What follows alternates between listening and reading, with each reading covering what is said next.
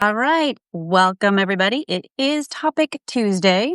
So every Tuesday, I come on here live at 1 p.m. Central Standard Time to talk about something a little ADHD related. My name is Jorie Houlihan, and I'm your guide for the dopamine deprived. Today, I want to ask you a question. Have you ever looked at your calendar on Sunday and thought, this is totally manageable this week, only to get to Wednesday and feel like your packed schedule has you actually drowning? Right? That is the ADHD overcommitment trap. And it's not just about saying yes to too much, which we covered a couple weeks ago. This is about how we see time and energy differently. And it's why our plans don't always match up with the reality that is inside our brains. Fun. All right. So, why do ADHD brains overcommit? So the first thing is time optimism, which we have talked about, which is we tend to underestimate how long something will take to do. So we'll be like, oh, that'll just take 5 minutes, when in reality, it will take 30. so, so, that obviously will make an impact on that. And it's also because we forget about transitions, like we talked about last week, delays, recovery time. We don't always add that into our equation when we are planning things. We also have a future self bias. So we truly believe that tomorrow us is going to have unlimited focus and energy. And the reality is that the future self is just as human and just as ADHD as you are today. But when you plan as if you are going to have all that unlimited time and energy, again, that is going to cause a few problems. Let me look at my notes here. Oh, yes. And then we have the dopamine glow of planning. We love planning. Remember, I think we've talked about this where we kind of get stuck sometimes in preparing to prepare mode because we get a lot of dopamine from the scheduling and the planning, right? Maybe there's some novelty to it. Um, it's all about all the possibilities, right? But then when it comes to actually executing that plan, that can feel draining, especially when the reality of how much you have shoved into your schedule sets in. Okay. So it's sort of like you write your calendar for Wonder Woman on Sunday, but then by Tuesday, you're just regular old you with your regular old ADHD trying to do way too much. Okay. What are the consequences of doing this? The consequences are things like energy crashes, right?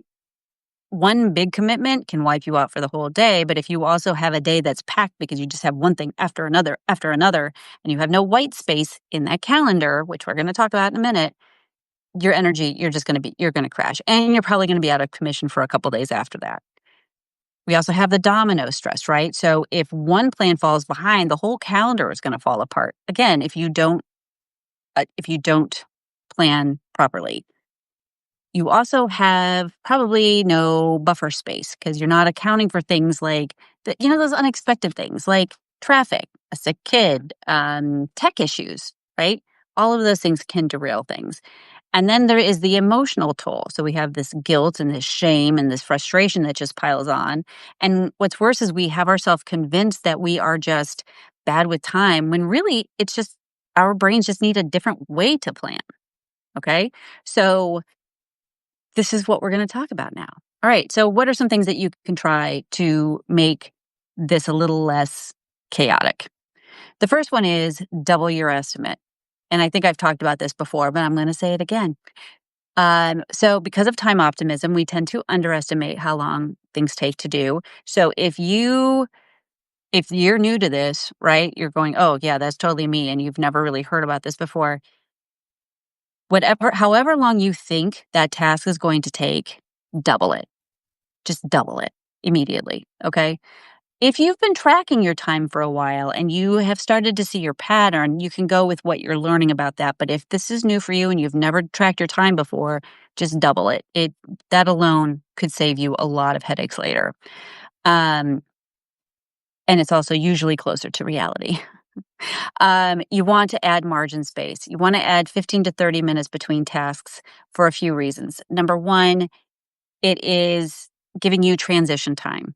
and which we talked about last week, like a lot of us struggle with transition and we tend to not allow for transition and we really do need transition time. So you got to think of it sort of like a transition tax that the ADHD brain has to pay, but it will save you so many headaches later. Plus, again, if you've doubled your estimate and even that's not enough, if you have that extra 15, 30 minutes between, now you have even more time. And then if you actually get done earlier, then you can take a break. You know how I feel about taking breaks. You need to take a break. And then you can just work on the next thing a little earlier. You want to do energy-based planning. When I talk about time management, for people with ADHD, time management also includes energy management. They go hand in hand. You can't do one without the other if you are ADHD.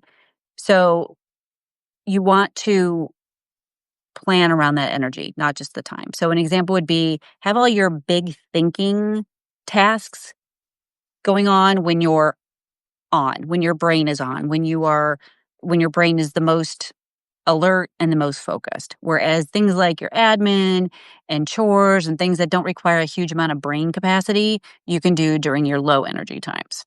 So often we try to push through and do these big things when our energy is really low, and it doesn't serve you to do that. So just don't do that. Try to do it during your high energy times. That means you'll probably have to track that for a little while so you can figure out when that is for you. Man, you are going to be so much more effective if you learn how to do just that. So much more effective. You also want to you want to cut your commitments in half.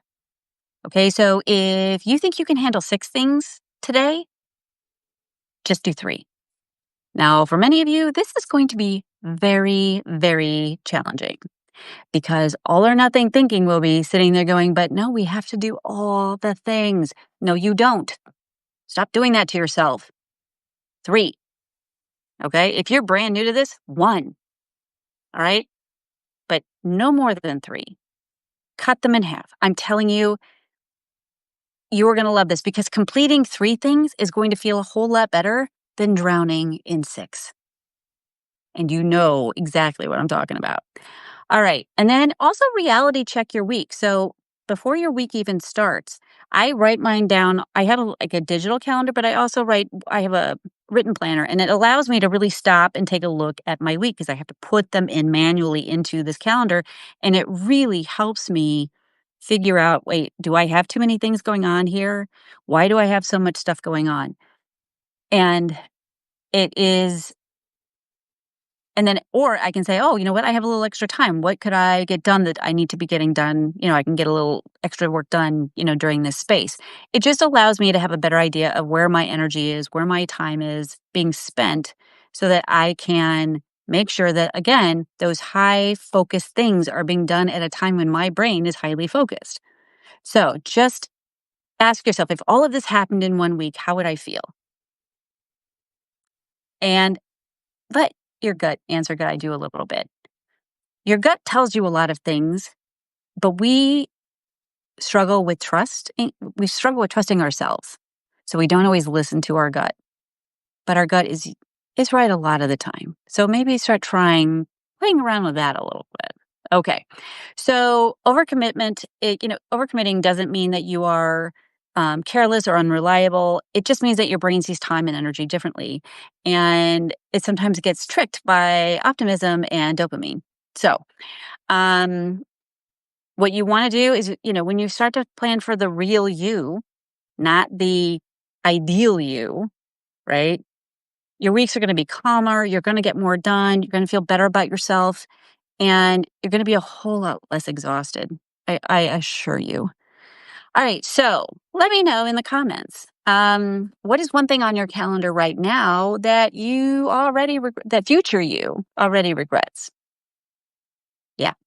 And then also, if you cut your commitments in half this week, what would you keep?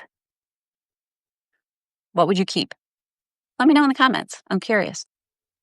All right. So that is it for this week's Topic Tuesday. I will be back on next Tuesday. And yeah, if you have any suggestions for Topic Tuesdays, for topics for Topic Tuesday, please also feel free to put that into the comments. Also, if you have ADHD and you are looking for a way to learn how to take action instead of just preparing to prepare, you should definitely check out your ADHD Action Blueprint. You can go to my website to see more about that. It is incredibly affordable, and it's a really great way to start learning how to take action. And just a reminder, I'm so excited about this, but in October, I will be launching my podcast. It's called ADHD and with Jorie Houlihan. I'm very excited. So we'll have more of that coming up as the weeks go on, as I'm getting things ready to go. But until then, I will see you next Tuesday. Have a great week.